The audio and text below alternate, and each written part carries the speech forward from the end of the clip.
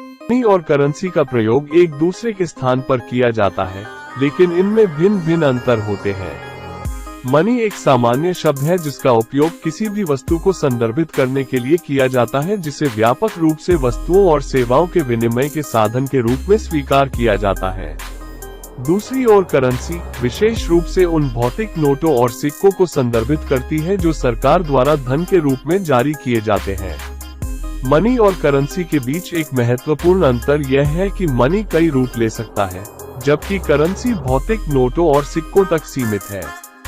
उदाहरण के लिए, सोने और चांदी का उपयोग हजारों वर्षों से धन के रूप में किया जाता रहा है, और आज मनी के डिजिटल रूप जैसे क्रिप्टोकरेंसी तेजी से लोकप्रिय हो रहे हैं।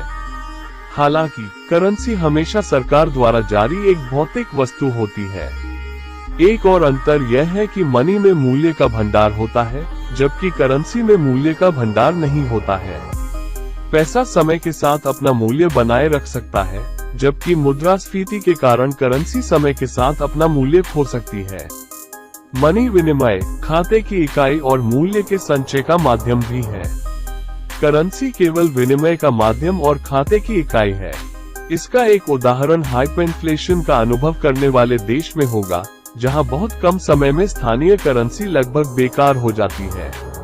ऐसे मामलों में लोग अक्सर मूल्य के भंडार के रूप में विदेशी मनी या सोने जैसी वस्तुओं का उपयोग करने की ओर रुख करेंगे। अंत में, जबकि करेंसी और मनी निकटता से संबंधित है, वे अलग अलग अवधारणाएं हैं। पैसा एक सामान्य शब्द है जो विनिमय के किसी भी व्यापक रूप से स्वीकृत साधन को संदर्भित करता है, जबकि करेंसी विशेष रूप से सरकार द्वारा जारी किए गए भौतिक नोटों और सिक्कों को संदर्भित करती है। मनी में मूल्य का भंडार होता है और यह कई रूप ले सकती है, जबकि करेंसी भौतिक नोटों और सिक्कों तक सीमित है और मूल्य का भंडार नहीं है। पैसे और करेंसी के बीच के अंतर का दूसरा उदाहरण वेनेजुएला में देखा जा सकता है। 2000 के दशक की शुरुआत में वेनेजुएला की अर्थव्यवस्था तेल के निर्यात पर बहुत अधिक निर्भर थी, और जब तेल की कीमत गिरना शुरू हुई तो सरकार ने अपने खर्चों को पूरा करने के लिए अधिक पैसा छापना शुरू कर दिया। इससे अति मुद्रास्फीति हुई, जहां स्थानीय करेंसी बोलीवर का मूल्य तेजी से गिरा। सबसे खराब स्थिति में मुद्रास्फीति की दर प्रति वर्ष 10 लाख % से अधिक तक पहुंच गई, जिससे बोलीवर लगभग बेकार हो गया।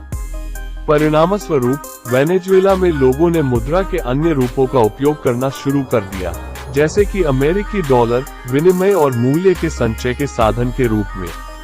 अमेरिकी डॉलर वेनेजुएला की वास्तविक मुद्रा बन गया, इस तथ्य के बावजूद कि यह आधिकारिक तौर पर सरकार द्वारा मान्यता प्राप्त नहीं है। इस स्थिति में अमेरिकी डॉलर पैसा था, यानी मनी, और बोलीवार मुद्रा थी, यानी करेंसी। परिणामस्वरूप कई व्यवसायों ने अमेरिकी डॉलर में अपनी वस्तुओं और सेवाओं का मूल्य निर्धारण करना शुरू कर दिया, और लोगों ने किराने के सामान से लेकर किराए तक के भुगतान के लिए अमेरिकी डॉलर का उपयोग करना शुरू कर दिया। अमेरिकी डॉलर को व्यापक रूप से विनिमय के साधन के रूप में स्वीकार किया गया था, और इसने अपना मूल्य बनाए रखा, जबकि बोलीवर ने अपना मूल्य तेजी से खो दिया। आशा करते हैं आपको मनी और करेंसी का फर्क समझ आया होगा। आप सभी से निवेदन है कि आप मेरे इस चैनल को शेयर और सब्सक्राइब करें। धन्यवाद दोस्तों।